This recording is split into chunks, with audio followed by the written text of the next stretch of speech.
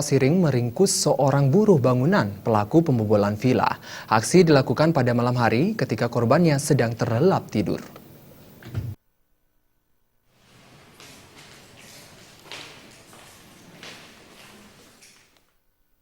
Polisi menangkap Yoni Prasetyo alias Yon asal Jember, Jawa Timur. Laki-laki berusia 30 tahun ini nekat melakukan aksi pencurian pada sebuah villa yang ditempati warga asing di wilayah Banjar Desa Tampak Siring, Kecamatan Tampak Siring, Gianyar. Aksinya dilakukan pada malam hari ketika penghuninya sedang terlelap tidur.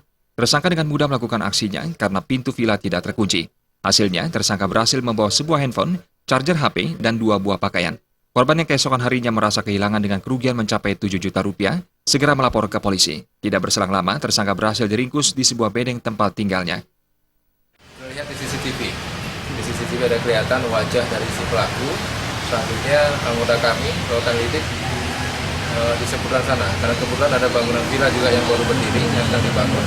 Dan setelah melakukan lidik, dilihat ada laki-laki yang mirip kayak yang tergambar di villa digambar di CCTV. Selanjutnya anggota kami melakukan pendekatan, melakukan lidik di tempat itu. Dan ditemukanlah laki-laki ini. Selanjutnya melakukan penggeledahan.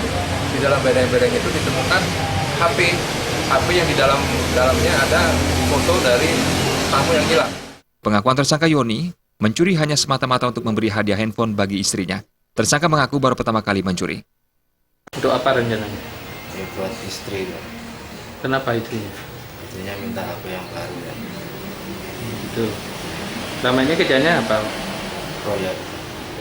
Tersangka dijerat pasal 363 KUHP dengan ancaman 7 tahun penjara.